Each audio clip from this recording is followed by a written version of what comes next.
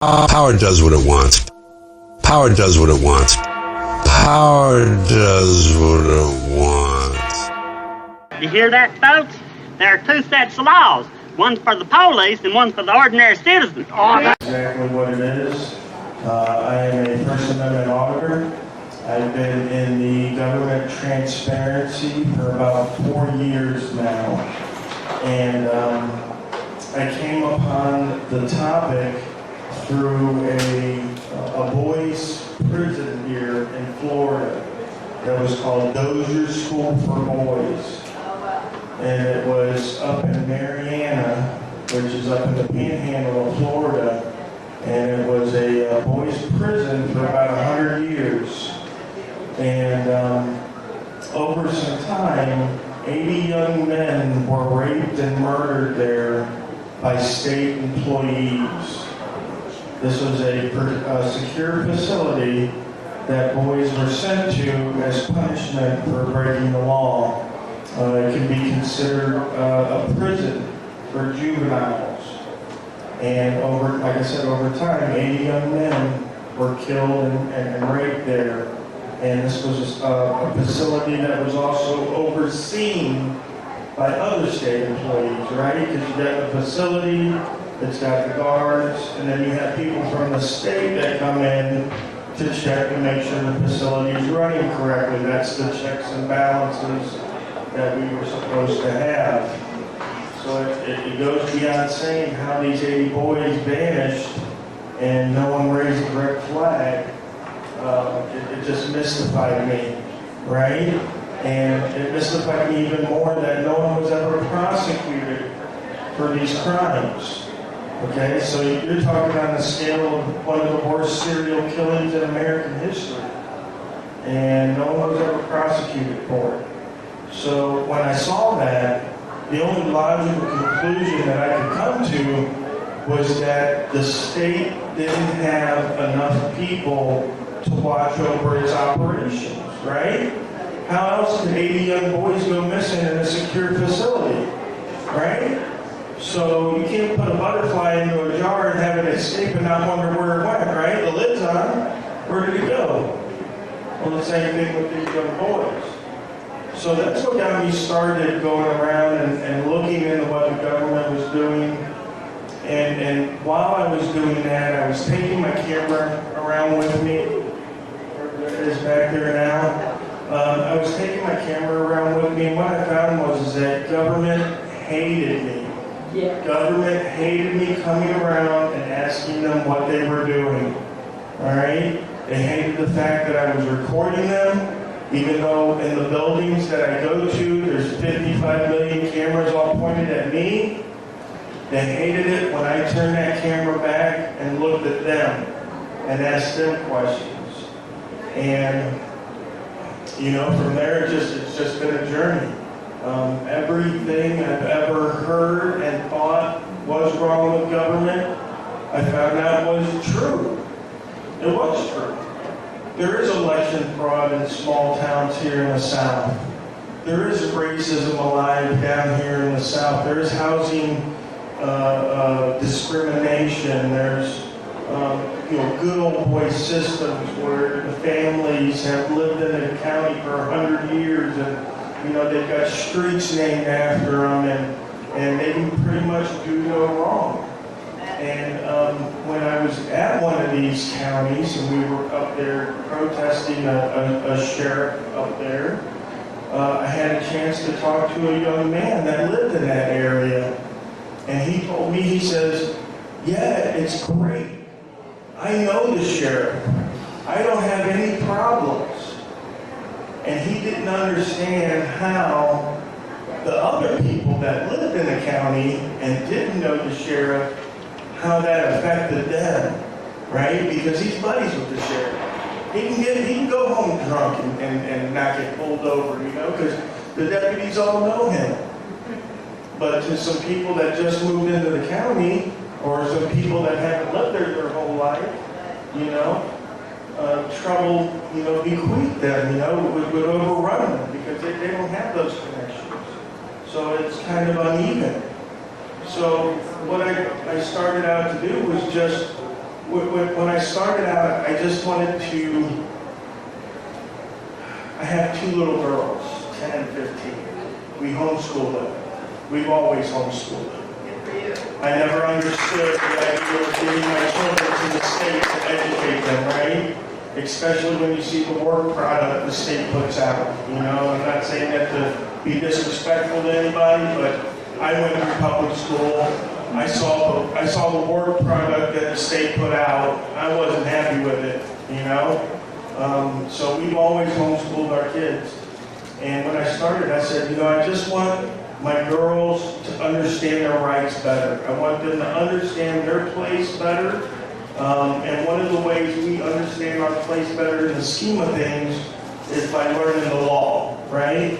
Because I equate the law to Dad's rules, right? And when you live in Dad's house, you better obey Dad's rules, right? That's the way it is. It's the law.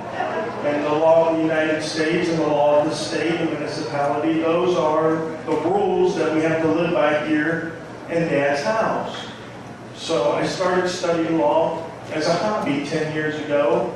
I'm kind of blessed. I've been reading about 400 to 500 pages a day for about 30 years. I can read exceptionally well, and I have a high retention rate. So when I started reading law, I was able to pick up a lot of it. I was able to read through a lot of it and retain a lot of it. And that helped me out immensely once I started picking up the camera. Because what I've noticed is that a lot of the people that are put in charge of us, be it a city council member, a mayor, a police officer, the FBI, a lot of these people don't know the law, right? And the Supreme Court has even said that citizens give up their rights a lot of the time simply because they don't know them, right? And they're unsure, right? And so when someone in authority comes up to us and says, hey, you have to do this or you have to do that, because we don't know, we succumb to that and say, you know what? This guy's in authority, you know? He probably knows what's right, so I'm just going to do what he says. And that's how a lot of times we end up giving up our rights. This young man shaking his head no, and that's how I am now today. But 10 years ago, I was, you know, somebody, hey, you got ID, sir? Oh, yes, sir. Oh, yes, sir, please. I didn't do anything, please. You know, don't take me to jail. I got a family. I got people I got to support. You know, here it is, whatever you got to do. But now I question, I say, well, you know, what do you need this for? You know, what authority are you exerting over me, right? Because when it comes down to it, we're all men and women, right? And none of us have superpowers, right? Nobody here? No superpowers? You do? We got one guy with superpowers. Yeah, 2. So most of us are men and women. We don't have superpowers. We don't have no authority over other men and women, right?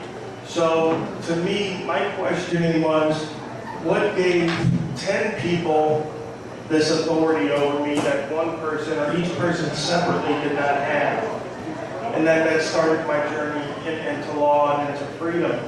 And what I found was, and this is definitely, there's 2 things that I found that the government does not want us to talk about, does not want us to understand. One is jury nullification.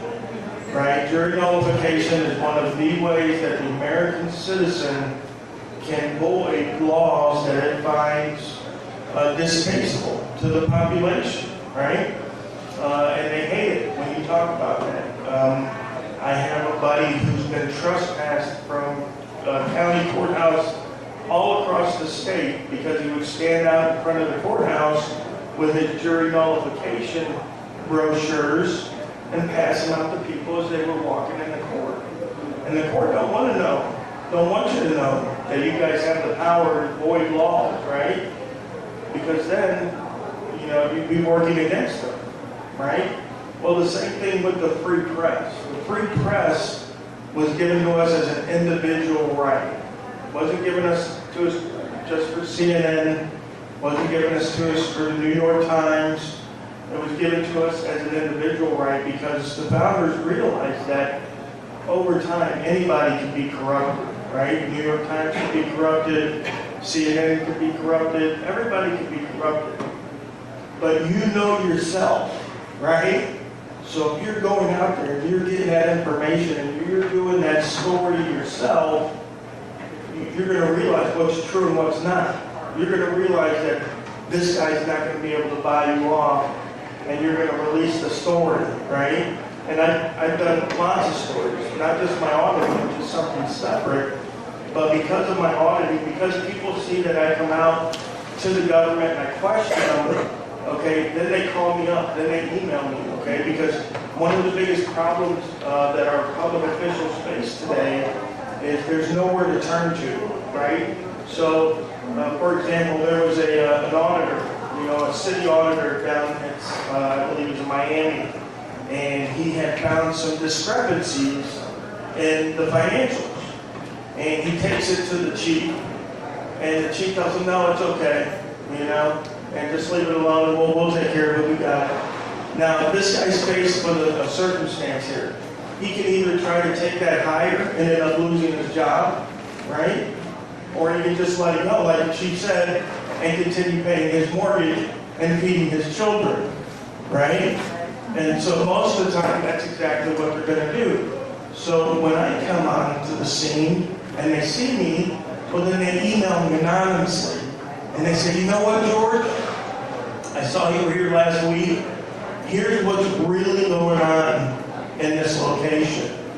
Here's what people are really doing that you're not going to be able to see from just coming in and asking a little bit of questions. And I got to tell you, I've been wildly successful at having these people contact me with all kinds of information. I took care of a cop that was fired from his last department because he had child porn on his computer. All right? And what he did was they didn't prosecute him. Okay? They just let him go. So, and this is in Alabama. And in Alabama, they have a problem with what's known as gypsy cops. They'll get fired from one department, they'll move to another department, right? So, this gentleman contacted me. He's a third-generation state trooper, okay? His father, his grandfather, and him were all state troopers. He moves back to his hometown. In his hometown, he finds this cop, okay? Now, this cop has been on the force at his hometown for like 20 years, after he'd already been let go for the child porn, okay? So he sends me an email. He says, George, please come up here, please look into this, please ask some questions. So I go up there, and I go to the sheriff's office, and I go to the chief of police, and I said, and because I got the evidence, right? I got the evidence. This guy had child porn on his computer. He was let go. Here's his old chief's signature saying that. And I tell the chief, I said, Chief, why do you have this guy working for you? Oh, that was before I was hired. He was hired before I was. All right. It doesn't bother you that a pillar of your community has been busted with child porn? Like, I don't know if I came onto a job like that. I would look to see what my coworkers were involved with, at least, He didn't want to have nothing to do with it. Went to the sheriff's department. Oh, that's none of our problem. I said, well, listen, I just want to let you know, I want you guys to keep an eye on this guy, make sure he's not hanging out around the school, making sure he's not appointed as a school resource officer, right? And then after I had left, the gentleman emailed me, and he said, you know what, I don't know what he said. He said that cop's gone, the chief's retiring, and another cop that was involved is retiring also.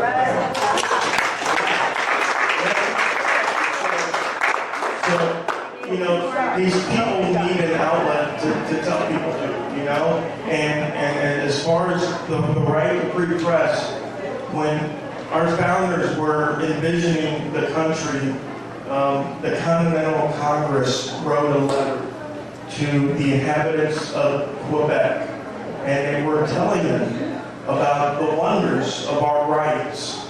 And this was in 1774, it was 2 years before the Declaration of Independence, that they wrote this letter to the inhabitants of Quebec. You can look it up online, read it yourself. And what they said about the right to free press was that it is our right to shame our public officials into doing what is noble. Right? And if you remember correctly, back then, they used to shame the public officials. That's where tarred and feathered came from, right? Because when you went against the will of the people, you got called out. You were tarred and you were feathered. You were an outcast now because you went against the will of the people. And we have so far gone past that now to where we don't even question our officials anymore, right? Because there's an agency inside the agency of the agency that's overlooking the agency, right? Right? We don't need anybody to investigate the cops because they have the IA, right?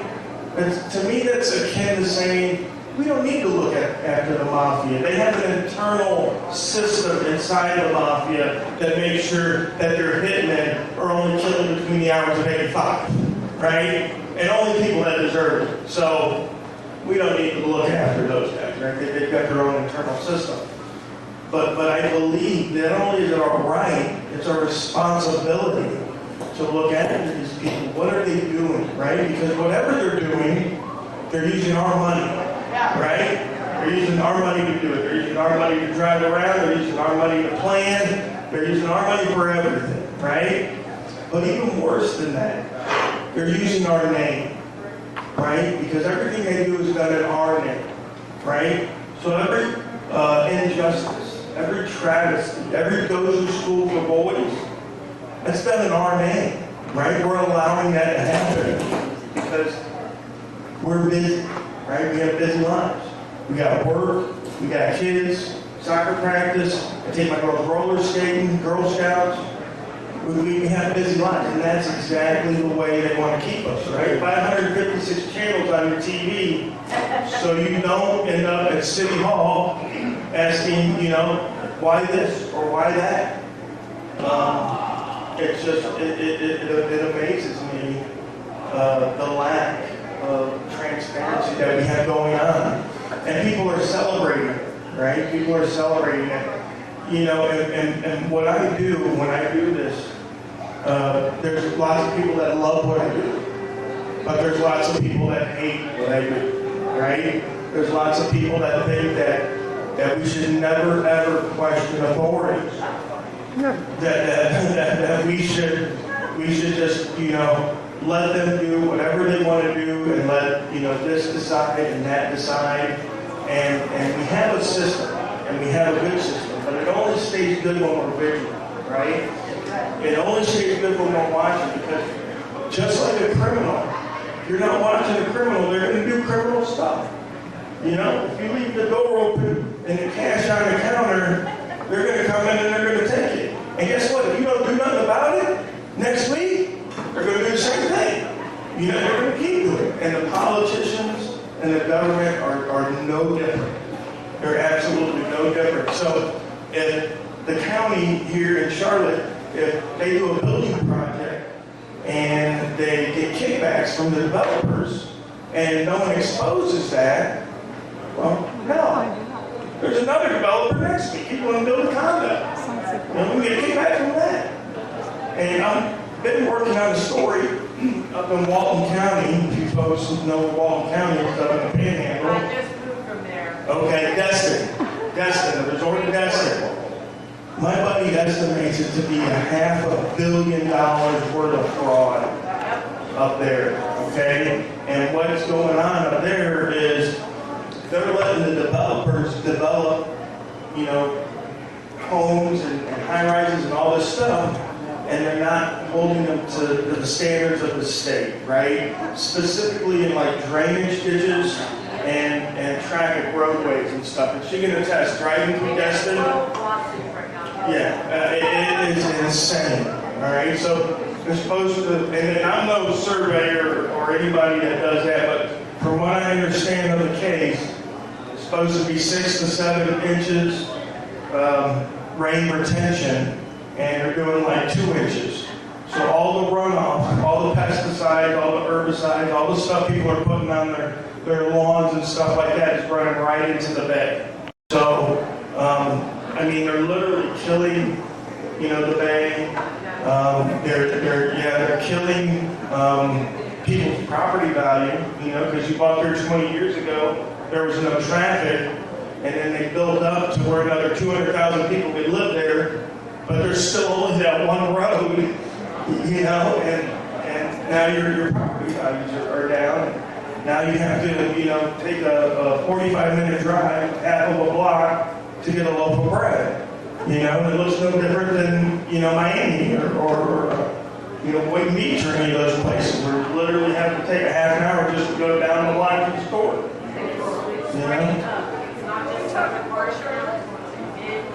No, that's I'm being sarcastic. Oh yeah, but it's true. You'll find it in all places of the state because we keep growing. And so a lot of places are going to have that development fraud. Are you guys familiar with the villages? Okay, I live up by the villages. I mean, I'm at their back door pretty much. And they take up about 3 counties.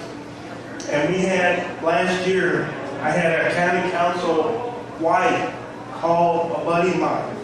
And she said that her husband and another gentleman had got elected to the county council to try to fight what was going on, right?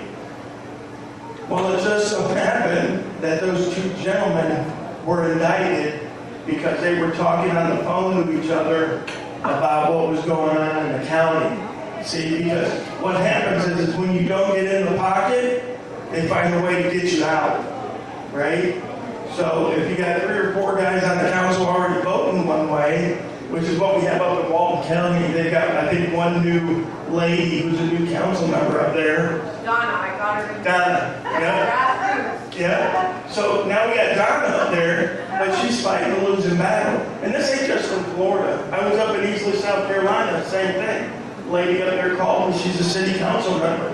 Every other city council member, the mayors are all in each other's pockets, right? She's the only one out there. Well, you can watch the city council meeting. She's the only one voting against these things. They're just giving money away, And it's going to be like that. It's going to continue to be like that until we, ask questions, until we dig into things, until we look at the contracts that these guys are signing. Any of you ever heard of an earthquake here in Florida?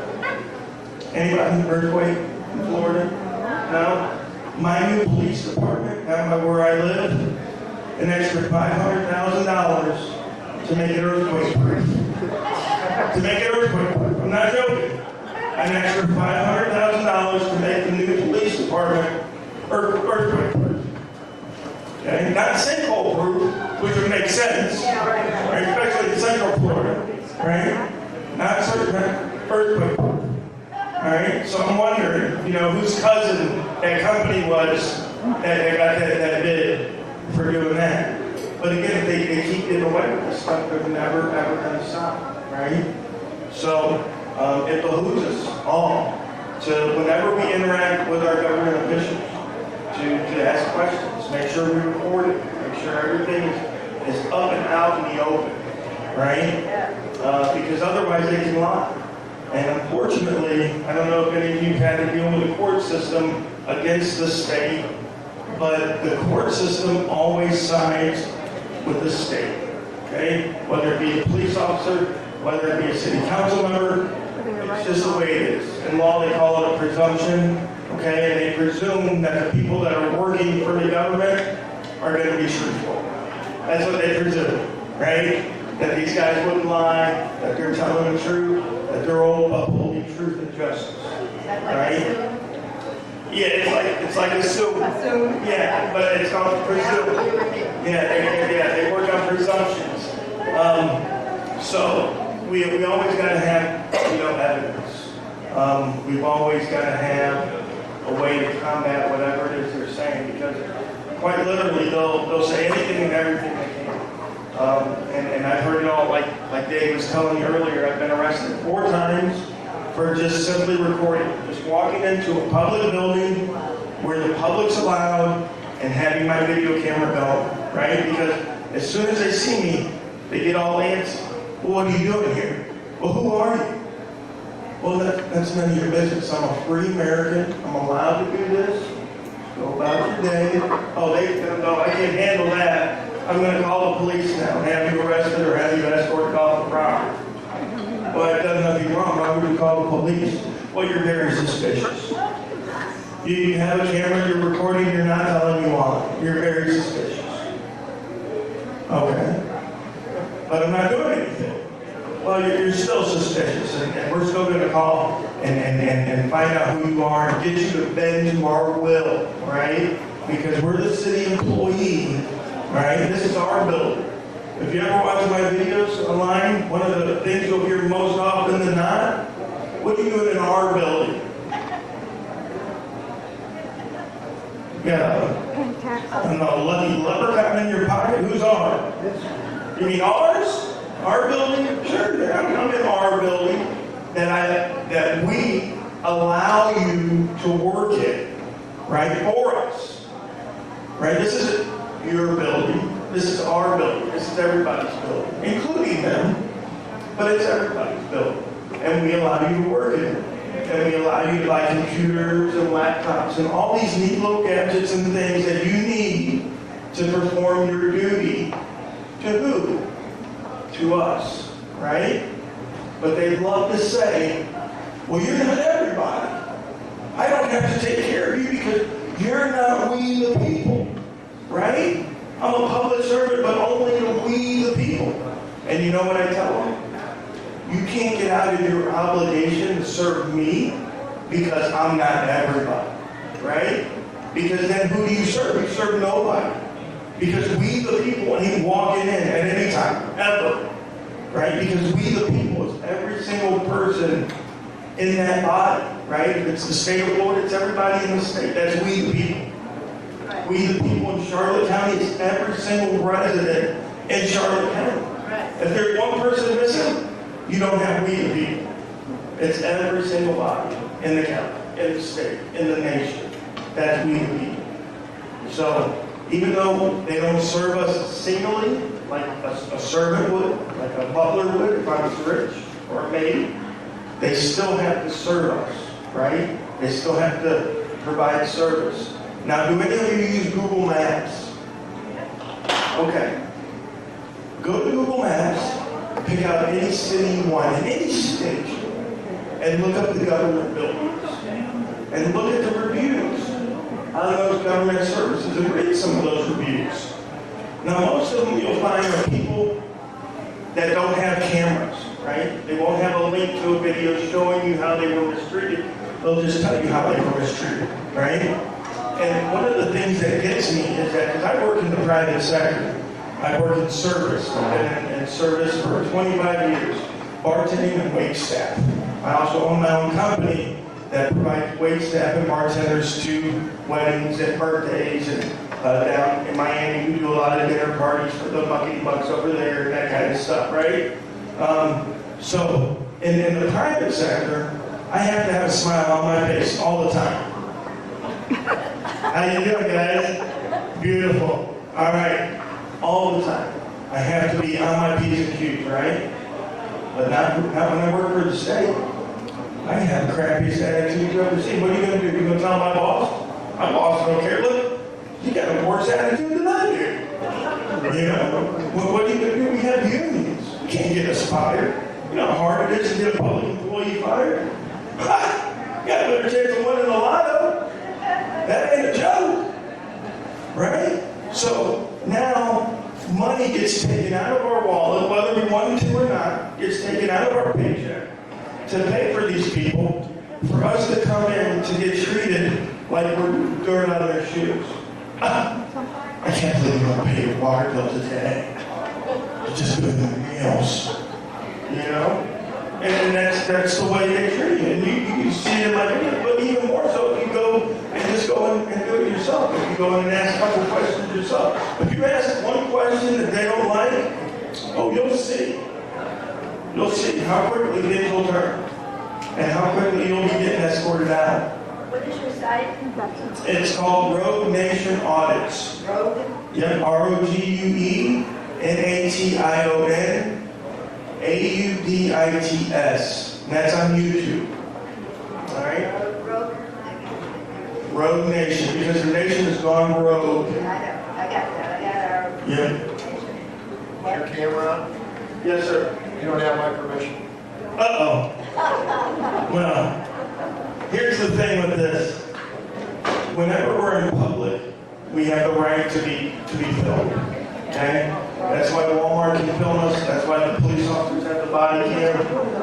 That's why when we're at the beach and at Disney, other people can take pictures of their children with us walking behind them. We have no expectation of privacy in public. The government uses that to its full advantage, right? Now they have license plate readers. You know, as soon as you get off the interstate, some of these cities, they know exactly where you're going, who's going where, all that kind of stuff. So it's really picked up on surveillance of the citizen. Are you in public when you're in a private members-only club? You're in a public setting, okay? So, because everybody's a member of that club, right? So the thing about public is the expectation of privacy, where you would feel that you would have it, right? So if you and your husband are talking right now, there's other people near you that can hear you, right? So there would be no way that you could claim that you had an expectation of privacy. So now, in the same setting, that you and him were to walk over to the corner and whisper to each other to where no one could hear you, then you would claim an expectation of privacy because you try to make it private. Now, even though you're still in public, right, you try to make that private. But normally, if there's other people around you that can overhear you, chances are there's no expectation of privacy. Now, in a bathroom, obviously there might be other people there, that's an exception, right? Whenever you go into like a private office, right? That would be an exception because there's you, maybe the person whose office it is, right? That would be private as well. But when there's a group of people together, chances are no privacy, right? And there was a case out of Washington, D.C., where there was a young lady, and she was wearing too short of a skirt, right? She was sitting out on the plaza, and there was a gentleman across the way who was taking pictures. And the judge stated, he said, well, he wasn't doing anything extra, like trying to put the camera up under her skirt or anything like that. He said everything that he took pictures of, he could see from public, right? So she ended up losing that case because, again, what we bring out into the public is not protected by the Fourth Amendment, right? So when you throw away trash, you know, and they got a lot of drug dealers with this, when they throw away the trash, the cops don't need a warrant to pick that trash up and to go through it because you threw that away, right? You gave away your expectation of privacy and you put it out on the curb. Right? So it's not too tricky, but if you're ever concerned, just realize that if somebody else can overhear you, you really have no privacy. And in a lot of public buildings, that's exactly the way it is when we go in there, a lot of times the government will try to have, stations set up, and they'll be trying to say, well, you can't come in here because we have private information going on. But to me, I'm thinking to myself, why would you have private information in a lobby where other citizens can overhear it? Now, I've got a great memory, especially for numbers, and I equate that to when I was a young guy, and I would go and I would get girls' numbers, and they would, oh yeah, my numbers, blah, blah, blah, blah, blah. I'd say blah, blah, blah, blah, blah, blah, blah, blah, blah, blah, blah, blah. Memorize. Got it. No problem. I'll call you in 6 weeks, I'll still know the number, no big deal, right? So if I'm sitting in the Social Security office, and people are over here, and they're like, hey, what's your Social Security number? Oh, my number, blah, blah, blah. And I can hear that. They're already violating this person's privacy. regardless of what I do, regardless if I capture it on film, or I write it down, or I just remember it, right? So they'll try that excuse a lot of times, and we try not to let them pass that off. Besides the fact that the government is the one that's selling all of our information anyway. A story came out about 2 years ago where the DMV made $77 million selling our private information to debt collectors, right? So a lot of times the government, it's like that old adage where they'll say, oh, don't do this because they're the ones already doing it. You know what I mean? The government hates competition. Oh, don't come in here and record personal information because then we won't be able to sell it. How are we going to sell information that's already out online for free? That doesn't work for the government. We gotta take that information and we gotta sell it. So. Also, this meeting was publicly announced. What's your opinion of Punta Gorda and Charlotte County banning filming in the public areas of government offices? Well, it's funny you mention that because I'm actually going to be filing a lawsuit on Punta Gorda and Charlotte County for that same reason. I just 2 weeks ago, I filed a lawsuit against Easley, South Carolina, because they passed an ordinance similar to the one we have in Punta Gorda. Yes, and they even quoted the Sheets case in the thing there. So yeah, whenever we see something like that, we have to address that head on. And people always tell me and say, man, George, how can the government pass an unconstitutional law? And I said, well, they do it all the time. I mean, how many people here think that because they lived in Chicago, they didn't have the Second Amendment anymore? But for 30 years, you couldn't buy a handgun in Chicago or have one. Even though you were an American citizen and you had the Second Amendment, right? So the government can pass as many unconstitutional laws as it wants. And the only way to get rid of them is to challenge it, right? To challenge them in court. That's it. Otherwise, we live like Chicago did for 30 years under that unconstitutional law. All right? So there's nothing that says they can't pass an unconstitutional law. There is something that says you can remove an unconstitutional law, but there's nothing that says that they can't pass it as long as people allow it. And people do allow it because, again, we're busy. We don't have time to keep up with government. When I go to these city council meetings, 3 or 4 people out of a town of 50,000, you get 3 or 4 people. Is there any recourse for them passing the unconstitutional law in the first place? Is there any redress agreements just for that, rather than just changing it? I mean, you have to sue them because, I mean, you can. I've only seen one city that wised up and repealed the law themselves, right? Because they understood, if I don't repeal this law, these guys are coming and they're going to be suing. And I'm not shy about it. I spoke at Easley City Council the night they passed that ordinance. And I told them, I said, listen, this ordinance is unconstitutional. I said, if you pass it, I said, tomorrow I will be back here with an intent to sue. Okay? And I'll drop that off. And then 90 days later, I'll file my lawsuit on you. They passed the law. The next day I dropped off the intent to sue. Last week I sent in my lawsuit paperwork. I'm asking for $1 million. Okay? I probably won't get anywhere near that, but I want to let them know that if you pass unconstitutional laws, there's somebody that's going to do something about it, right? Because a lot of times they hear, oh, I'm going to sue you this and I'm going to sue you that. Well, luckily for me, I've taken the time and done the research. Now I file my own lawsuit. I don't have to wait on a lawyer. I don't have to wait and see if somebody thinks, oh, that's a good case, or, I don't want to ruffle the feathers where I live. Because a lot of lawyers don't like to take cases where they're at, because that's the people they work with, right? So Now I file the cases myself, so I don't worry about that. When I tell you, hey, if you pass that, I'm going to sue.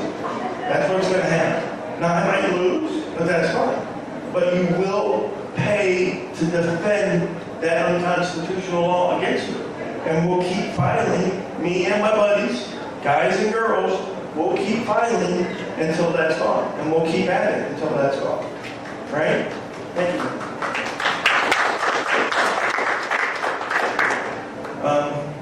Is there any questions or anything? Oh, sorry, did I miss you, sir? Yeah, no. Who pays for the defense when you bring a lawsuit against the county, the state? The citizens pay for it. Yeah, exactly.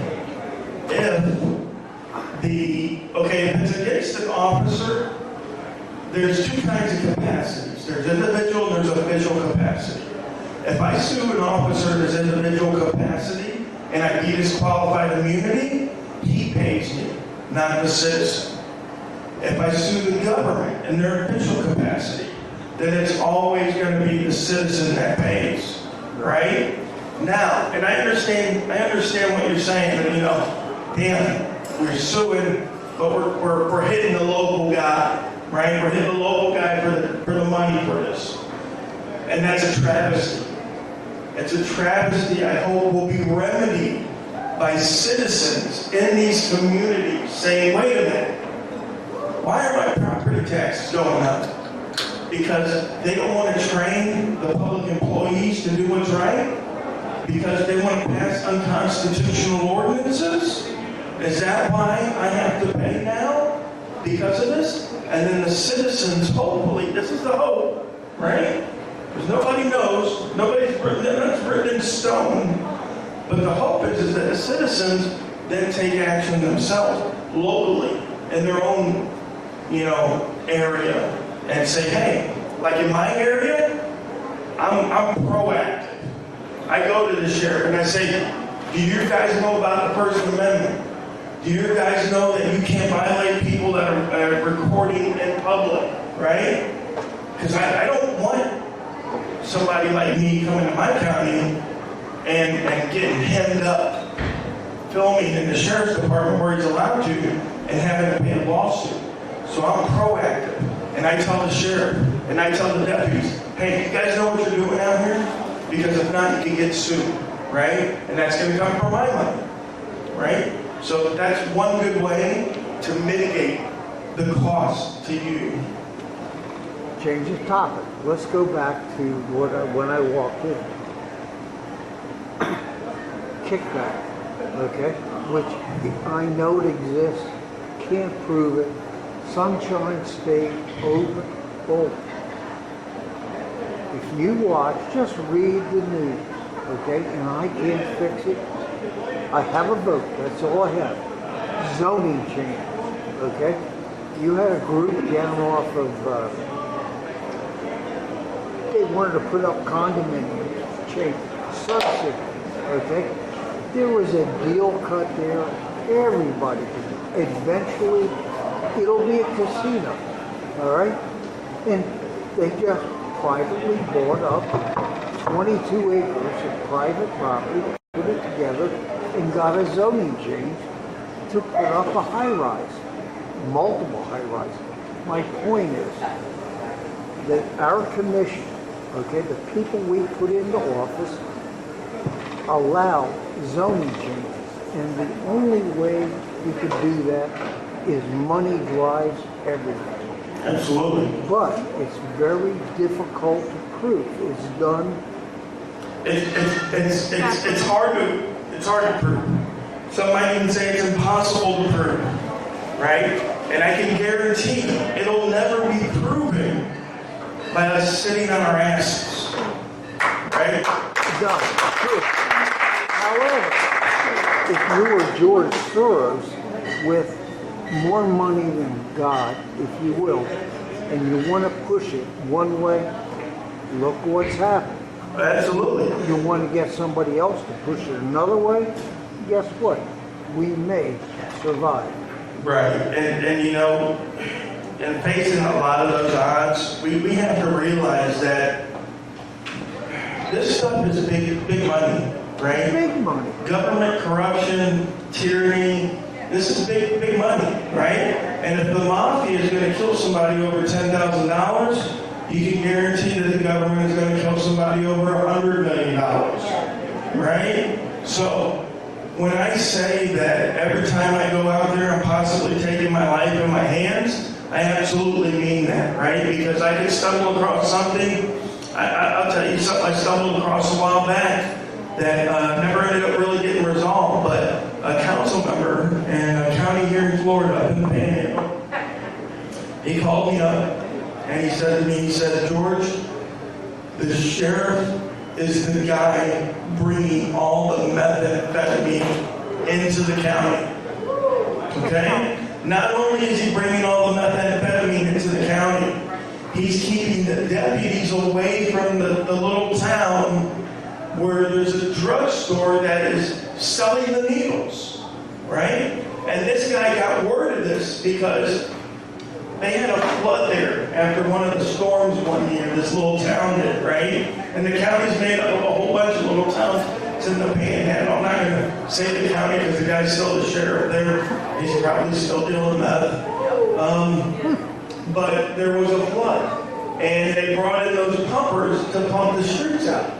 And the pumper got clogged. So the guy called the city councilman. The guy goes down there to help unplug this, do whatever. He says it's full of needles. It was plugged up with needles from the street. That's how bad it was there. Okay? And that's how he found out about it. And what had happened was the sheriff, his sister and her husband used to be the big dealers in the county, bringing in all the methamphetamine. Well, her husband died. So he stepped in to help his sister with the drug trade, right? And I did a story on it with a big sign behind me that said, elect him. And I told him, I said, we know you're selling drugs. We know you're selling drugs in the county. I said, we're going to be keeping an eye on you. Now, it's the closest I can come without specifically naming him, okay? And saying, hey, Sheriff, you know? Because at that time, we didn't have any viable evidence, right? We didn't have no camera work on him or anything of that nature. So we had to tread softly, but we wanted to let him know that we knew what he was going on, what he was doing. Now that city council member, county council member, he's gone from that city council. He ran for his life. He's living in Texas now, and he's trying to get on the San Antonio, Texas board out there, right? Because he's a really great guy. He's a really good, freedom-oriented gentleman, which boggles my mind how he got elected in this county up there, because it's none of the good old boys. And then this guy's a Jewish guy from New York. I don't know. He was surprised. I don't know how I got elected, but I did. And he helped a lot of people up there with the money from the storm damage, right? Because he's like to put their little fingers in there and move the money all around, and all of a sudden, it's all gone. One of the other things I like to do in my audits when I go around is I like to do credit card checks, right? Every county, every city, they issue credit cards to people that work for the county, usually the directors of the agency, whatever. So I'll request a 3-month copy of those credit card receipts. And I can tell you, hands down, that we're paying for a lot of stuff that we don't know we're paying for, right? We're paying for food all the time, and not just food for take to the office. Like, I'm going to take some donuts to the office today. Let me slide that Krispy Kreme and buy 8 dozen, right? Like, you can tell when people are paying $5 and $7 for food on their way home. Picking up a gallon of milk on their way home, right? I had one lady who purchased school uniforms for her kids on the county credit card. Now, when I asked, because what happens is when you ask for the receipts, they'll send you the statement, right? And the statement will tell you what company and how much was spent. But it won't tell you what it was spent on, right? You gotta request the receipt back. So I requested from Fort Pierce, Florida, I requested their credit card records. I looked through them and I identified 27 questionable purchases. So I made the request for those receipts. Guess how much they wanted to charge me for the receipts? $270.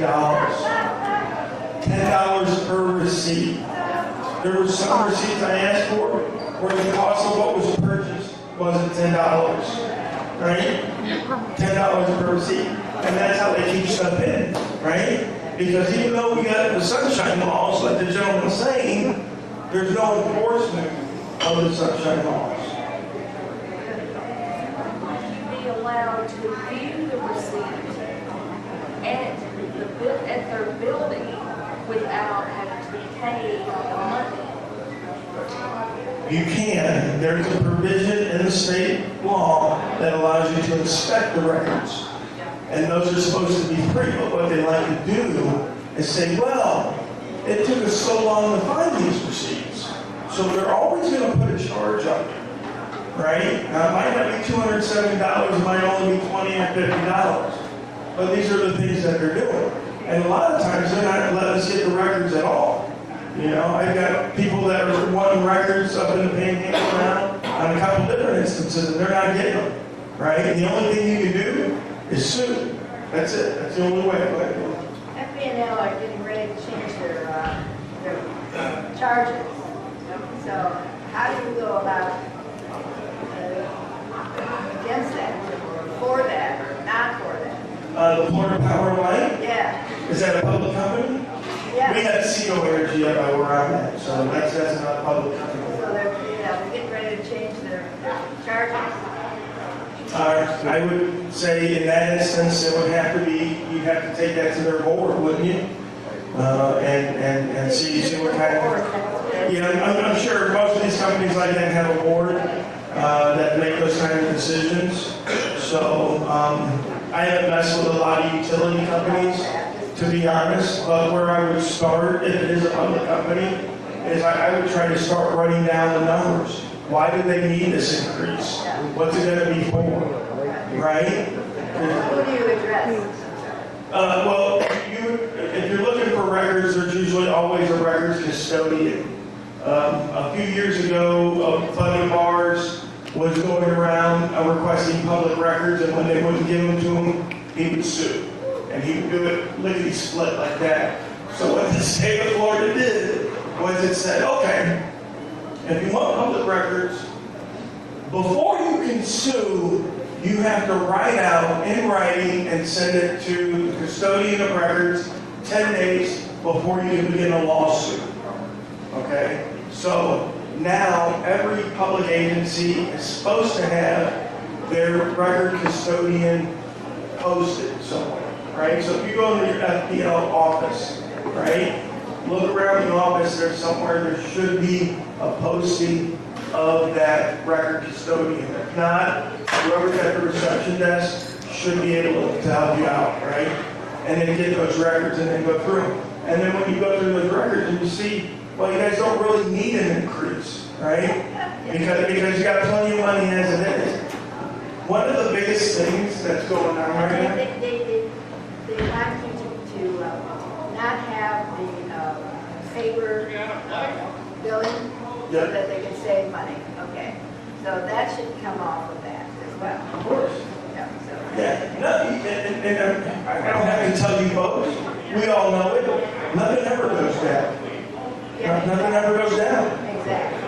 It doesn't matter what it is. Oh, you know, we're raising money for this, but nothing ever goes down. It's like the toll roads.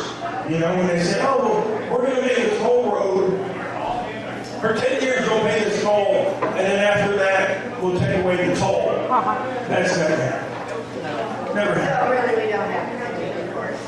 Right, pretty much. I mean, again, we can ask questions and we can expose, right? That's basically public shaming, right? Is what I do basically. Is I shame our officials publicly, right? Because when they act like children, when they act ungrateful, when they try to hide stuff, you know, because I'm just walking in with a camera, right? And my theory is the same theory they use against me. If I have nothing to hide, what am I worried about, right? The government, they want to come and look in my underwear drawer. And they say, oh, you got nothing to hide, what are you worried about? Okay, I can live with that. What do you guys hide? How come I can't look? National security? I had one guy, I was at the water department, right? Walked into the water department, me and my buddy, we walked in with a camera. Oh, you can't record me. Why not? Well, you know, this day and age, everything that's going on. Yeah. Robberies. So somebody's robbed the water department? Did they steal a toilet? How often have you guys been robbed here? I said. Well, never. Well, how often does something bad happen here? Well, never. Okay. All right. I get you. So I tell people, I said, when did Americans become a nation of people so scared of everything around us? Amen. Right? Amen. 9/11. Everybody to watch everybody filming something, to call them in. See something, you say something. And everybody was put under a microscope, and ever since then, if you go in a building with a camera, you're a terrorist. Why are you Absolutely. filming this building? Are you trying to bomb us? This is what's going on. And I tell people, you have more of a chance of winning the lotto than you die in a terrorist attack, you know? Some things in life we have to live with, right? We have to live with getting old. Right? There's nothing stopping us there. We have to live with dying. We have to live with paying taxes. Nothing is going to stop that, right? If somebody wants to, shove a stick of dynamite up their bunghole and run into a crowd, they're going to do it. And guess what? If the government regulates dynamite, they'll come up with something else to stick up their bunghole and run into the crowd with, right? Like, you can't stop idiocy. You can't stop these people that are crazed. You know, this is something that we have to live with. Instead of looking like everything is out to get us, you know, let's just live. Just live our life. You know, and most people, I'll give you in a minute, sir. Most people, when you ask, doesn't matter who you ask, what political party, what nation, most humans just want to take care of their family, be left alone. Right? To do what we want to do, that's legal. Right? I'm sure we can all agree we don't want people out there doing stuff that's illegal. You know, children's stuff and all kinds of nasty stuff. We don't want that, right? But if people are living their lives legally, doing what they should be doing, you should leave them alone. Government should leave them alone. I should never have government coming up to me, right? But we do now. And let me go to clean now. look. All the restrictions. Well, let's look at an agency, CPS. Stay involved. Okay, Child Protective Services. Right? Now, it's a great idea. We want to get children away from bad parents, right? What happens when CPS does their job correctly? Right? They take all the bad parents off the street, right? All the kids are nice and foster homes, right? Well, then they're out of a job. So every year, they have to find more people that they can categorize as bad parents. Because if I've already got all the bad parents off the street, you guys don't need me anymore. Same thing with crime. We arrest all the criminals, and they're all doing hard time. What do you need me for? Right? Now the streets are safe. Now you don't need as many of us. So there's always going to be that uptick, right? When I was a kid, I would hop on my bike. I would drive all the way across town. I'd be gone all day. My mother wouldn't have a damn clue where I was. Not a lick, and in spite of anything, she wouldn't know anywhere where I was. And that was totally fine. But today, your child's halfway down the block in a park, you're a free-range parent. You need to be, rounded up. CPS is coming for you. You can't allow your child to play in the yard unsupervised. But they let them go to these stupid drag queen shows. I don't get it. Why are we freaking parents that are allowing them to take their kids to a drag queen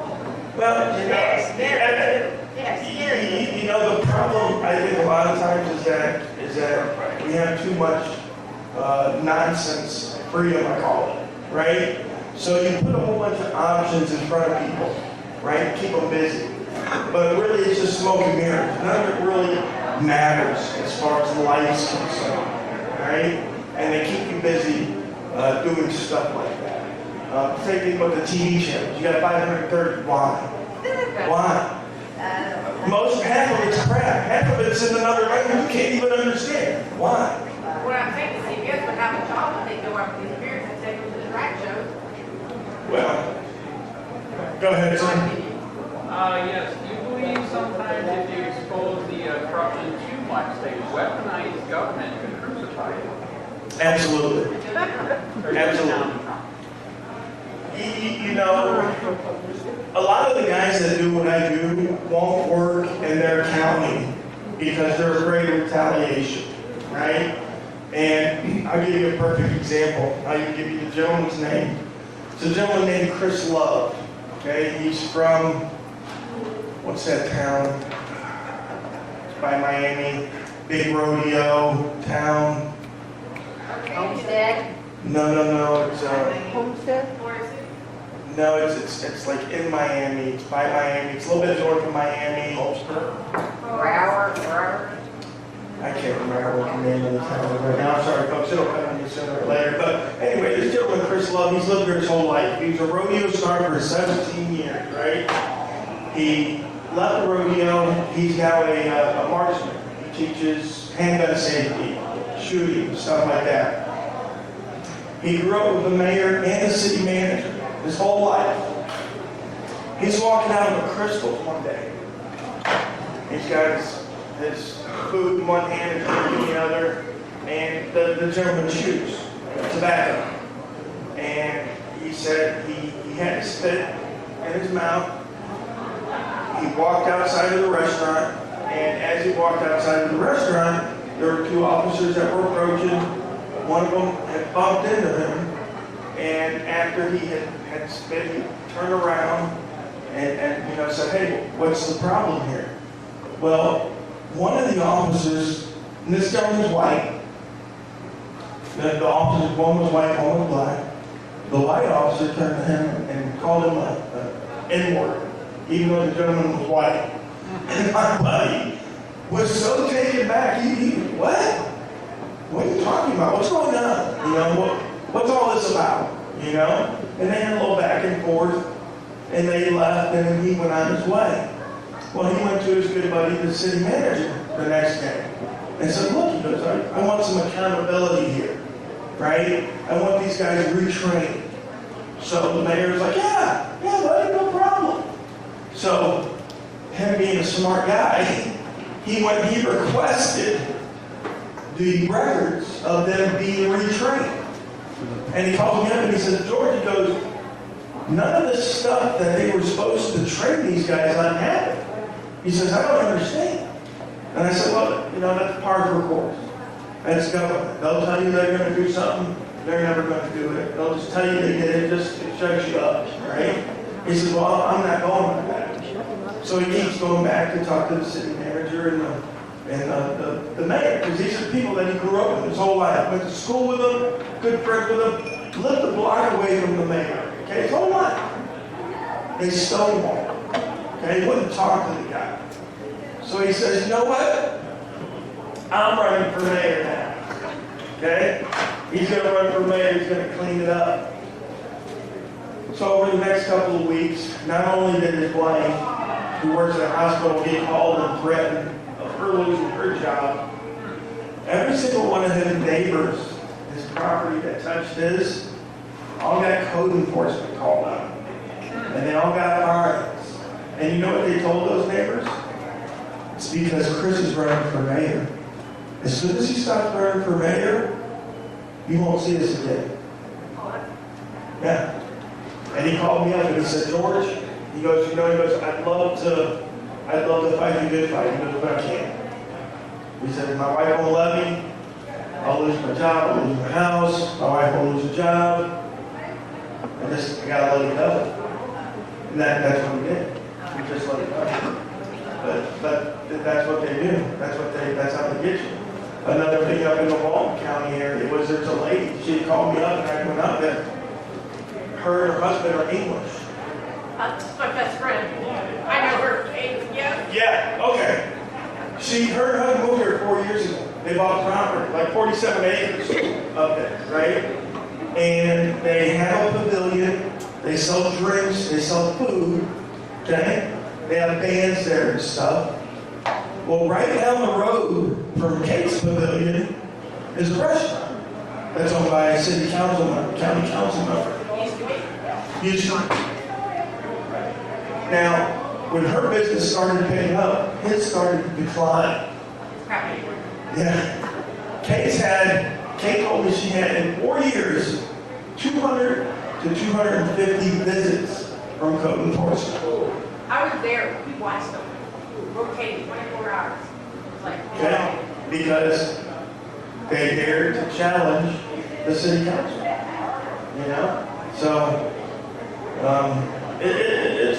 it's hard to get transparency and whatever, but that doesn't mean we shouldn't try, right? And that doesn't mean, even if we can't, there's a lot of people that support me in my work that physically can't get out, emotionally can't get out, for whatever reason. I got a gentleman who's got a high government security clearance. He can't get out or else he'll lose his security clearance, he'll lose his job. I have officers, I have mayors and other people that support my work, but they have to do it in the back, right? Because they can't let people know that they're supporting me because of the retaliation. So, I mean, there are still people out there that care about what it's going to look like for our children, you know? Yes. With $30 trillion in debt, not counting the unfunded liabilities of Medicaid, Social Security. You know what I mean? A lot of people say, oh, we're only $30 trillion in debt.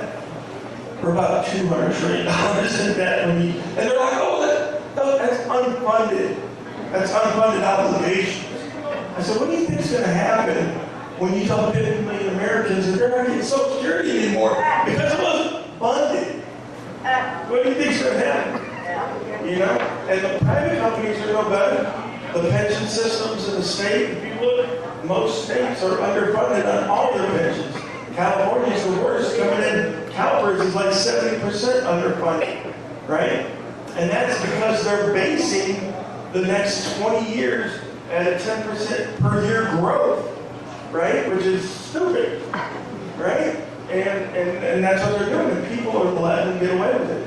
Who in their right mind goes, I'm going to work for government. I'm going to work there for 30 years. And my last year that I'm working, I'm going to make $50,000. I'm going to be productive. And I'm going to retire. And in my retirement, the last year of my retirement, I'm going to make $100,000 a year, right? Because those are the deals they're getting, right? Make $100,000 20 years after I'm in retirement. And I'm not productive, right? How is that sustainable? How does somebody say, yeah, working all day I make $50,000, but fishing all day I make $100,000. That sounds like it'll work. Who believes it, right? And then so what happens? Well, not a lot has happened yet because we keep borrowing money. So it seems like the good times are still here, right? Let Gary, Indiana borrow $1 billion. I bet they think you're the most prosperous city on the planet, right? So borrowed money is not prosperity, right? So borrowed money is not prosperity, right? So what do you think is going to happen when all these bills come due, right? I mean, there's going to have to be some kind of reckoning, right? Some kind of devaluing of the dollar, like they did back in the 30s when they took gold, and then next day they bumped it up from $20 to $35 an ounce. Ooh, I like that. Half my money. I got $100 grand in the bank now, it's worth 50, count me in. You know what I mean? So, and I was talking to a gentleman earlier tonight, Fed Now is coming. Fed Now is coming in July. You can read that on the Federal Reserve Bank's website. Okay? They're going digital. Okay? And what it means when it goes digital is there's nowhere to hide. Right? And now they have control of the money. It's like a spigot. They can turn it on, they can turn it off. Everybody knows about the social credits that are going down in China right now. Your social credit tells you how good of a citizen you are. Do you question the government? If you don't question the government, you're a good citizen. We've got benefits for you. We've got money for you. But if you question the government, you question what we do, you're a bad citizen. We're going to have to turn off that money spigot. You're going to be living in the slums, buddy, till you wise up. Re-education. I'm now re-educated. I know that the government is there to protect us, hold our hands, and wipe our little tears. Everything will be okay. So, yeah, I mean, it is what it is. I'm going to stop talking you guys' ears off. If anybody's got questions about what I do or anything, I'll take them.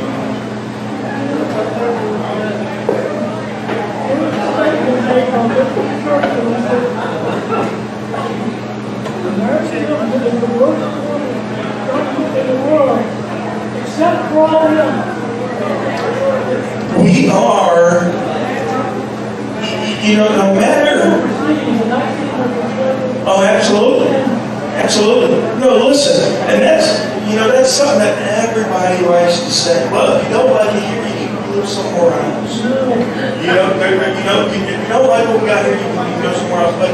But I want to be clear, okay?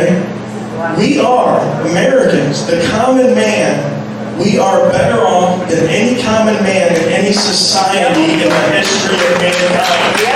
All right? Even with all the wrong, we are still better off than any common man in society in the history of the world.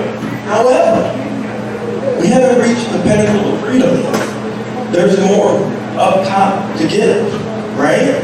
There's more freedom to be had. We can't just rest on our laurels because, hey, we made it as far as everybody else in the world's made it so far, so we're good, right? So we don't have to worry about free speech or this or free guns or anything else because we're at the pinnacle, right? The government, they trust, we trust them and they're going to do what's right. We always have to strive for more freedom, right? There's two things in life that the human soul yearns for. Okay? We actually yearn for this. It's like an addiction. One is love, right? Acceptance from our fellow peers, right? We're social creatures, right? We're not living in the woods like a unicorn, right? That's one thing. The other thing that the human spirit yearns for is freedom, right? Whenever we feel we're not free, we yearn for freedom, okay? The people in China and North Korea, every day they wake up, they yearn for freedom. They feel it in their soul. They know they're missing something, right? But we can be tricked. We can be tricked into thinking that we are free. And that'll stay, that'll calm that yearning, right?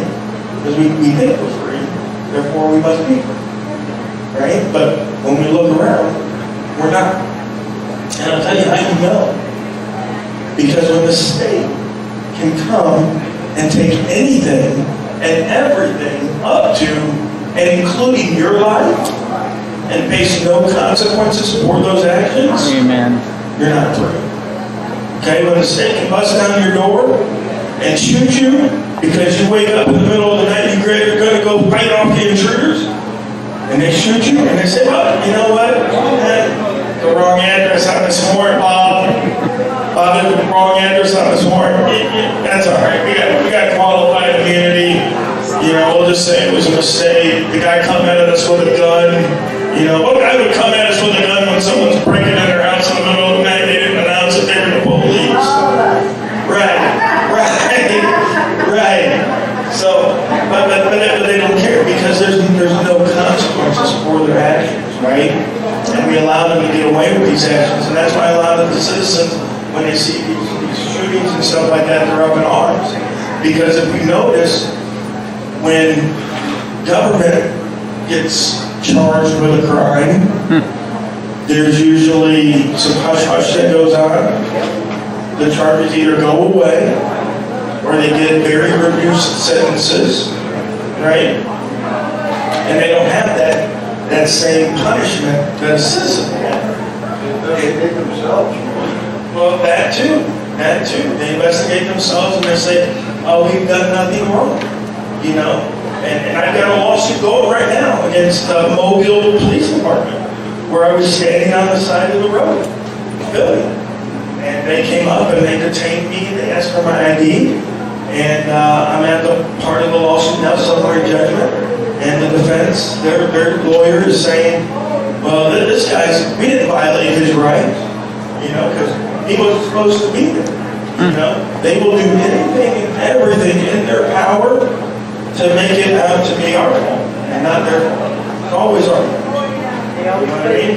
And that's why in a lot of these instances, when we're filming, when we're filming, and people try to come up and they try to put hands on me, I've been pushed out of buildings, I've been thrown out of buildings, and people in my comments will say, man, that guy put his hands on you, you should have defended yourself. And I tell them, I say, no sir, will I ever. Because what will happen, and what has happened, not to me, but to people I know, is that when they did defend themselves, the cops show up, and it's my buddy who doesn't work for the state, an employee that does work for the state, and my buddy goes to jail.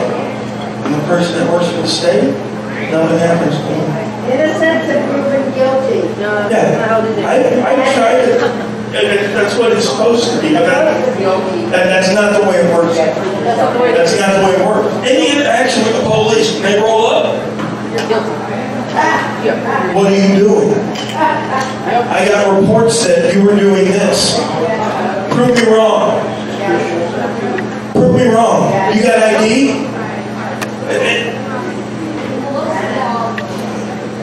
Yeah. They come up to me and they say, well, do you have ID? You're suspicious.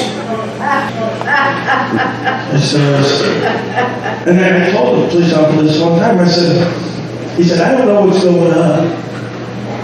And I said, well, how is my ID going to tell you what's going on?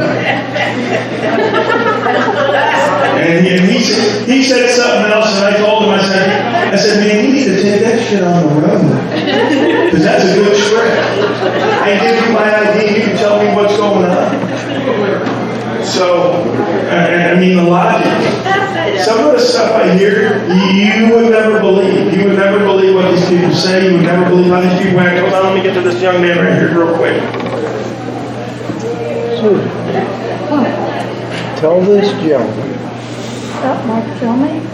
No, about the officer that knocked on the door investigating a rip-off of an air conditioner behind our house. Well, why don't you tell it, since you're already telling me? I'll never let another sheriff Come on in, I said. Show me what you're looking at. Come in. So he's standing in our kitchen investigating a crime by perpetrator or whoever behind our house. And we're in a nice neighborhood and so forth. And I jumped out. I had no idea what he was talking about. I went to the garage or to the laundry room to get my shoes. And the cop put his hand on He grabbed his gun like he was a threat. after he asked me my name and social security number. And I was so indignant, okay?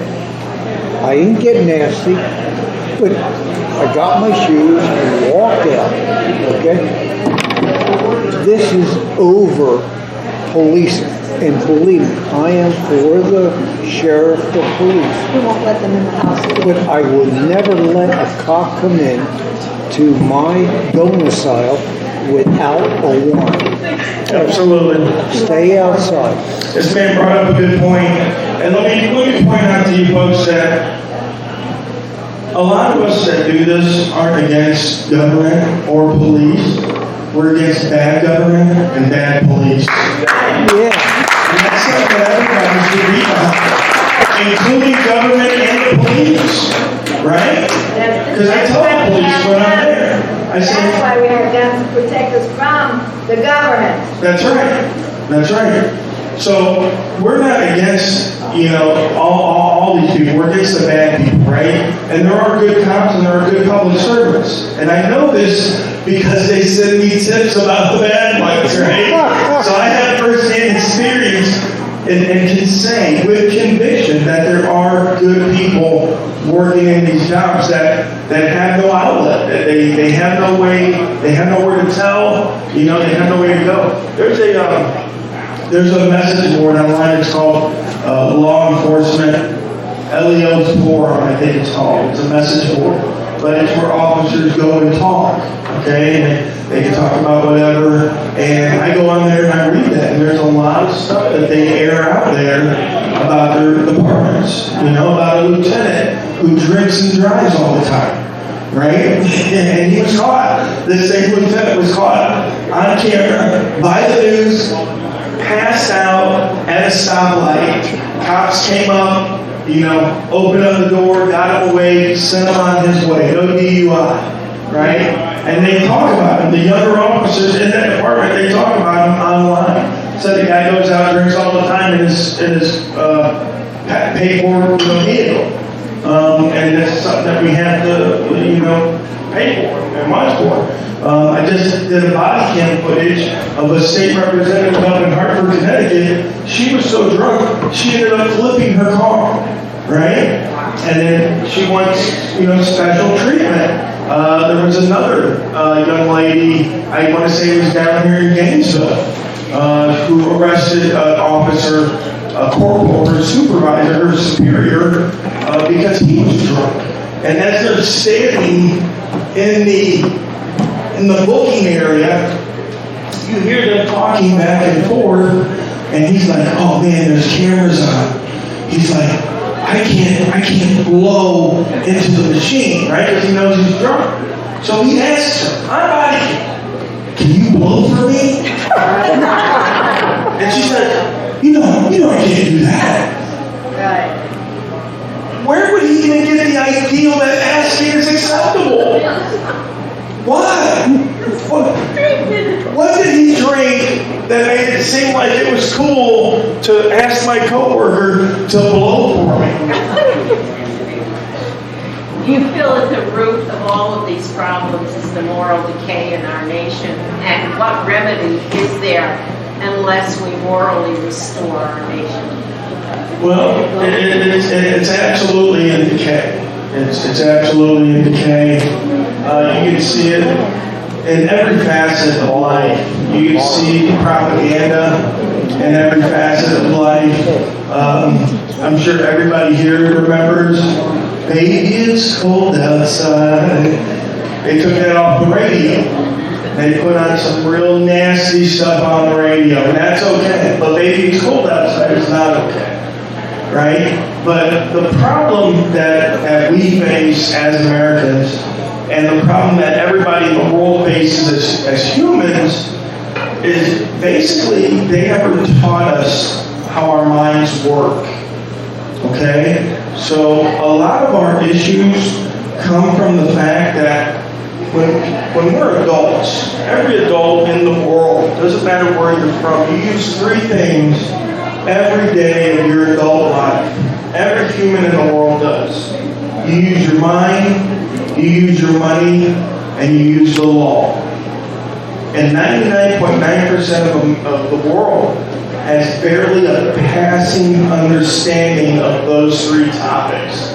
Most people today think that Federal Reserve notes are money. Even though if you look in federal law, 12 U.S.C. 411, it's pretty interesting, 411, they're giving you the 411, but it says that Federal Reserve notes are general obligations of the United States government, and they can be redeemed for lawful money at any Federal Reserve Bank or at the U.S. Treasury Department. Okay? So basically what you have for money is IOUs. Alright? That's what we have for our money. Most people don't realize that. Okay? Most people don't realize that when they're flipping on a TV station, a TV news channel. They don't realize they're doing that because of confirmation bias.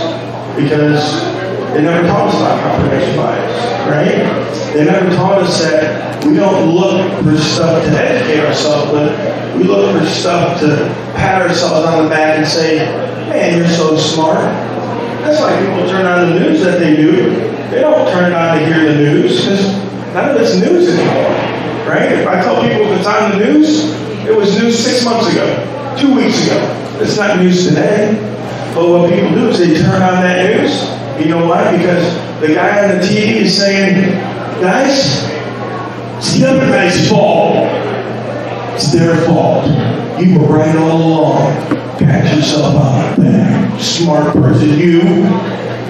That's what we turn on our TV news to listen to. When you ask anybody, you step out on the street, you say, hey, what's wrong with America? You're going to get 50% answer. It's one party. The other 50% is going to say, it's that party. That's what's wrong with America. You're never, ever going to get a person that says, I'm what's wrong with America. I'm what's wrong with America. My apathy, my sitting on the couch, playing Xbox, watching TV, going fishing, living my small life, not worrying about what's going on, because hey, I voted, right? I'm done with my duty. I voted for the guy that I think is going to do the best. I don't really care what he does. I don't have time to watch what he does. I can, skip through some laws maybe.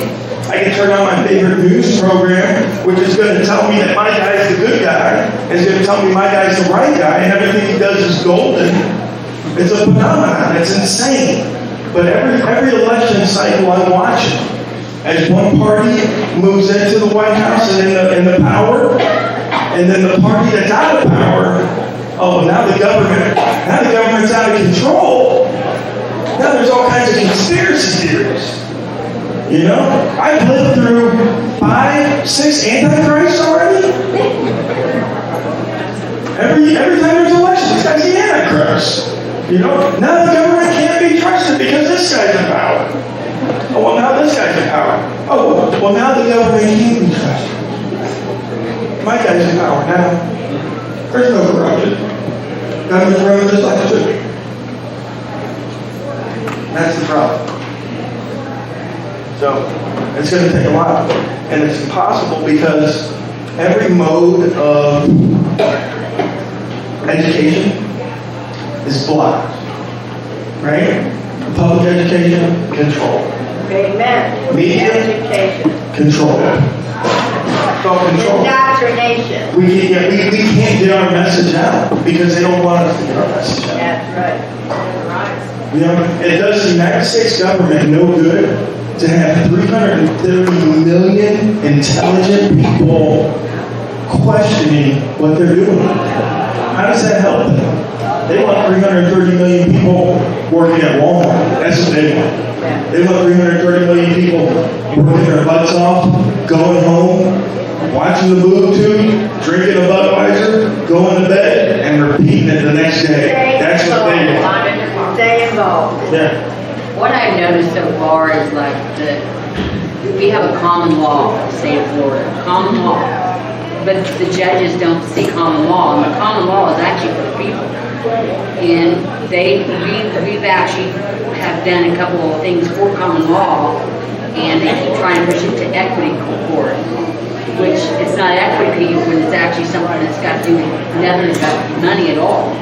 Well, that's a topic and a situation that goes very, very, very deep. And you have to get into society and the societal contract and the obligations that we owe as citizens and the rights and responsibilities that the government owes us. Yeah. Well, we process the judge, several of the judges that's here locally. We've actually processed different things, so they can't say that they don't have common law or they don't know anything about common law because we sent it to them. And the state statute still has common law. So we process each one of them. And to me, they still don't want to go back to where that's really for us, that's the people. Right. And every law that they pass, more freedom is taken from us, whether it directly affects us at that time or not. In Indiana, they still have common law. Right. And they don't have common law marriage and stuff like that. Now, here's a perfect example. Most people don't realize that the civil marriage license is a contract with the state. Okay? When we get married, it's supposed to be between you, your spouse, and God, right? Holy matrimony is what it's called. Now, most people don't realize that the church didn't get involved with marriage until around the 1500s, okay? Before then, the church was never involved with marriage, okay? Way back in the day, it was called pair bonding, is what it was called. Okay, but around the 1500s, the churches started getting into it. Around the 1800s, government started getting into it. Okay, so now we no longer have holy matrimony, we have a marriage, civil marriage. Okay, and the law here in the United States, the civil marriage license is a contract, and it's a contract between you, your spouse, and the state. Nothing to do with God, nothing to do with anything of that nature. Okay, it's between you folks. And in law, it's called a sui generis contract. It's ever changing. That's why divorce is only a modification of the contract. It's not a cancellation. And it's one of the strongest contracts that the state has over its citizens. And again, it allows stuff like the family law courts to go on, CPS to go on. There's a legal document called Parents Parendae that's come to us from England, and that means father of the country. And so what had happened is back in the day, the king would take care of the orphans, right? That had no parents or whatever. It was up to the king to have an orphanage and all that other stuff. Well, that came to us from England as well. And I've actually read court cases where the judges stated that the child doesn't go home with us after birth because of the natural parents. It's not why the child goes home with us. Really? It goes home with us because we are the best equipped to raise the child for the state. Because the state looks at the children as its property. And that's why CPS can come in and take your child pretty much at any time at once with very little allegation. Is because they look at the child as part of the property of the state. Yeah, a lot of people don't realize that. Yeah, really. Yeah, once you become an employee of the United States of America with your Social Security, because now you're Social Security is voluntary. It's always been voluntary. Paying in. Yeah, Social Security has always been voluntary. They tricked us into believing that we needed it, but if you actually look at the laws, there are exemptions. It's like a $50 fee, right, to fill out the form and say that you don't want to use your Social Security card. The employer is only required to ask. By statute, you read the statute yourself, they're only required to ask you for your Social Security number. You're not obligated to give it. That's right. But we're strict in believing that we need that Social Security number. And again, it's all about control. Just like the licensing act. How many people realize that when we first started having driver's license, there were no tests? There were no tests. You could be 12 years old and send in a quarter, and they would send you a license. This is the truth. How many people realize that licenses weren't even required in South Dakota until 1954? Does that mean that there were no cars in South Dakota until 1954? Absolutely not. But it's always been about control. It's never been about safety. It's never been about anything like that. But the seatbelt laws, they're not about saving anybody. If that was the case, all of our school buses would have seatbelts on, right? Because it's all about the kids, right? We're trying to protect the children. But you won't find one dang school bus with a seatbelt on. Right. they don't want them to feed each other with the buckets. Right. So if it's about safety, why do the school buses have seatbelts? It's not about safety. The seatbelt law, the seatbelt tickets and stuff is about saving the insurance company money, right? Because when you didn't have a seatbelt on, you got much more hurt, right? Stop. It's about money. Yeah. Money. But it's always Not about the it always revolves right around back to money. And I've noticed that it's okay for the government to film us when we come into their buildings, but we can't be filming them, right, Dave? Yeah, that's exactly right. And that should be a red flag right there to most of us, right? Because if someone doesn't want what they're doing seen, especially when it's a public duty, then there's an issue there, right? I have nothing to hide when I do my work. When you go into a building and you have your camera, does it have to be a camera they can see? Or can you have a camera, a pen, your glasses, whatever, that they don't realize is a camera? I have all of those, and again, as long as there's no expectation of privacy, because what they have is they have what's known as a wiretap law, right? And court is a two-party consent. So as long as you're in an area, again, where there's no expectation of privacy, then the wiretap law does not apply. Okay, so I can go in with the cameras on and record, and there'd be absolutely nothing they can do about it. They wouldn't like it, they'd probably try to press the wiretap law against me, but when it came down to the court, I would do it. Okay? So, because a lot of people are antsy about recording, and doing all that other kind of stuff. I mean, if nothing else, I bought, for $20, I bought a little USB drive, and it records audio. It records audio for 7 hours. You can pop that thing on, you can wear it around a string on your neck, you can record all the audio you want, and again, as long as you're in an area with no expectation of privacy, you're good. And even more so than that is, if I'm recording something and I'm not in a place there's no expectation of privacy, if I'm not doing anything with that, then it's really not illegal either. Just like it's not illegal if everybody was to put their social security card out here on the table and I was to come by and film that, nothing illegal there either. The illegal part comes when I take that social security card and that number and I use it to do something I should. That's the illegal part, right? So any of that stuff that they try to get, if you watch my videos, you'll say, oh, these are confidential information and blah, blah, blah. It could possibly well be, but there's no crime committed until I use that information in a nefarious purpose.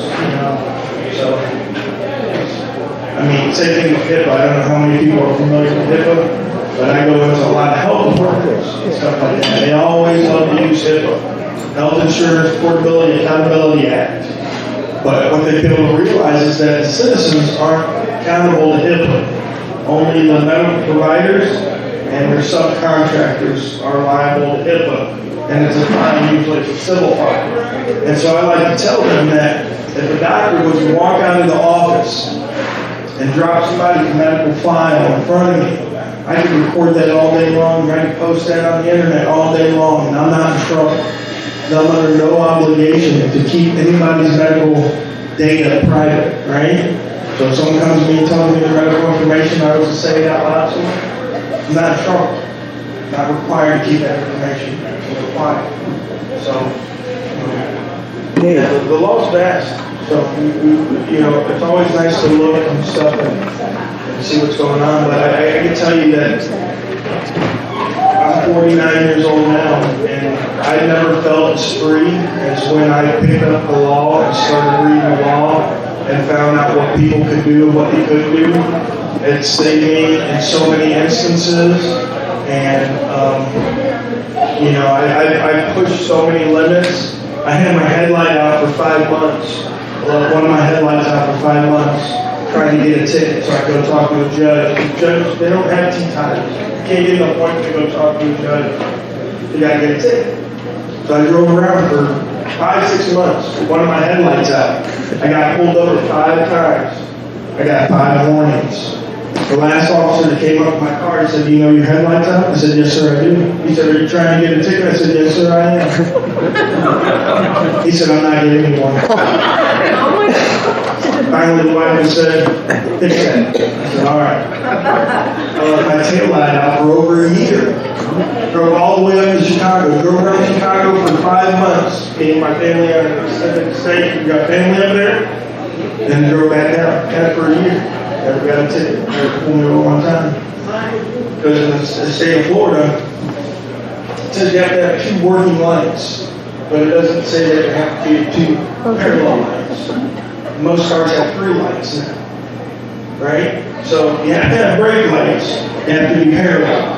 Right? But it doesn't say those are the ones that have to be working. It says you have to have 2 working. So there's all kinds of little tricks in the law. And that's why I say when you know the law, you're more confident about whatever it is you're doing, you know. Before I knew the law, even, you know, when I wasn't doing anything wrong, when an officer got behind me, I'd get nervous, you know. But now I don't get nervous. As a matter of fact, the family got pulled over the other day. I didn't have my seatbelt on, it was my fault. And they pulled us over, and there was no nervousness at all. Because I know what is allowed, what's not allowed, what he can do, what he can't do. And, you know, I know my rights to and I can defend myself legally, you know. 200 years ago, you weren't considered a learned person. If you didn't know the law, you couldn't handle your own legal affairs. You weren't considered by society as a learned person. So, like I said, 3 things in our life that we use every day: our mind, our money, and the law. And if we want to position ourselves to be as free as possible, then we need a better understanding of all 3 of those topics. The mind first, because what happens is and I don't know how many people are into psychology, but I got into psychology when I wanted to find out why are people ignoring these obvious signs, right? Why is this stuff on TV and people are ignoring it? And I got into psychology, and I got into groupthink, and I got into biases, and I got into belief system. How many people here know the one thing that controls every action a human does? Does anybody know? Or what filters every piece of information that comes into our brain? Anybody? No? Not yet. Because we can also get information through our ears. Right? We can hear it on TV, somebody can read it to us. Our beliefs. Our beliefs control every action we take, whether we know it or not, subconsciously. Right? If you're a vegan, it's probably because you believe that red meat's bad for you. If you wake up at 6 a.m., because you believe the early bird gets the worm. Right? Productive people get up early. Right? That's what I believe. And our beliefs control the information that comes into our brain. Right? So, whenever we have a belief, anything that goes against that belief automatically, subconsciously gets discarded by our brain as being false. Okay? And it's just the way the brain works. It's just the way the brain works to keep it clutter-free. Right? Because our brain is like a computer. It's like a supercomputer. Right? And it needs virus protection. Right? And they've done studies. Okay? When we love somebody, when we're attached to somebody, the critical thinking element of our brain shuts off. That's why in relationships, whenever there's a spouse that has stepped out, our first response, bar none, is disbelief. Because the mind can't accept that. It rejects that. Right? They couldn't do that. They would never do that. It's disbelief, because the mind automatically rejects that because it's not your belief. And that's why 2 people can see the exact same circumstance and give 2 different stories of what happened. Because psychologists call it belief glasses. We see everything through our beliefs. And That's how we interpret it. That's how we interpret reality. And that's why reality is different from some people than other people. That's why the reality for Democrats is different than the reality of the Republicans. But then there's the truth. And then there's the truth. That's correct. That's correct. And so I tell people not to have beliefs, to have theories or hypotheses. That lady is correct. We are a divided nation. Correct. There's as many people. They want us divided. Yes. This isn't by accident, folks. This is not by accident. Listen, the best way to do it is I'm going to give half of you these beliefs, right? And I'm going to give you half these beliefs. And guess what you're going to do? You're going to fight the rest of your days until you die about your beliefs. That you think's right and that you think's right. There's always going to be two sides to every issue. And that's how we'll divide you. Okay? And they do it in the public schools. Right? They beat these ideals into us. Right? And that's why public schools even came to exist. Was because they needed a mechanism to get the beliefs in the people. Right? Who started the public school system? Anybody know? The Pilgrims. Pilgrims started it. Well, with the reading of the Bible. Well, not that. That's not public school. I know that. Okay. We're talking about where you had the one-room schoolhouse that taught all the topics to all the grades into the public school system we know today. There's a group of people called the circuit riders. Okay? And the circuit riders were a group of professors that was paid by John D. Rockefeller to go around in the South, to the cities, and to espouse the public school system, right? And they said, this is great. Public school, you can get property tax to pay for the public school. And that's basically where public school started. And Woodrow Wilson, in 1908, he gave a speech. And the reason I know all this is because I wanted to understand where I was sending my children to. Right? What was the public school? What were its goals? And Woodrow Wilson tells us what the public school's goals were in a speech to the New York Teachers Association in 1908. And Woodrow Wilson said, he goes, we only have a limited amount of time. He said, we can't teach everybody. It's not enough time. So what we're going to do is we're going to take very few people and we're going to educate them. And the majority of the people, we're going to educate them enough to pull a lever.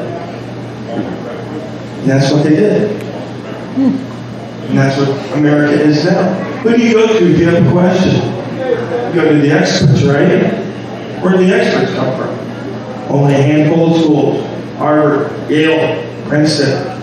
You don't have to brainwash a whole nation.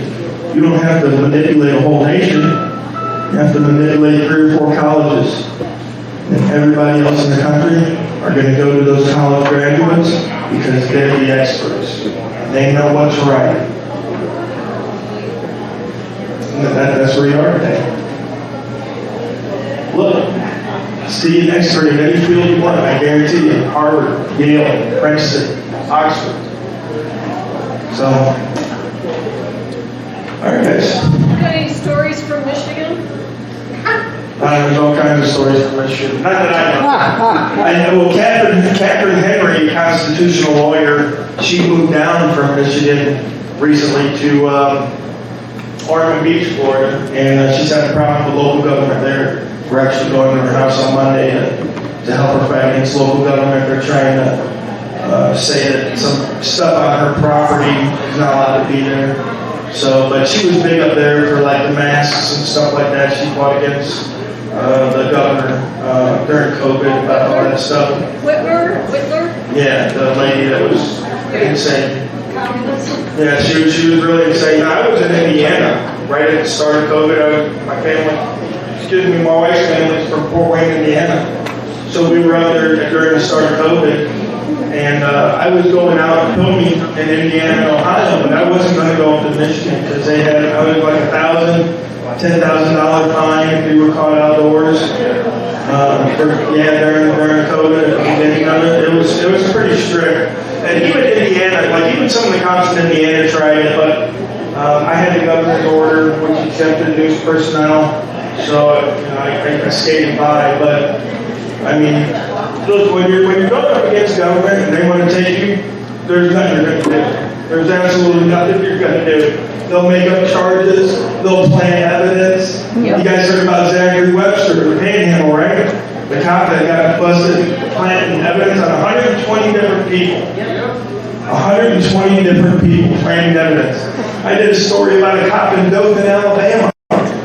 This guy had so much drugs in his police car, over 3 years worth of cases. He had drugs in his glove box. He had drugs in the doors. He had drugs under the car seats. He had drugs in the trunk. We're talking pounds of weed, cocaine, guns, right?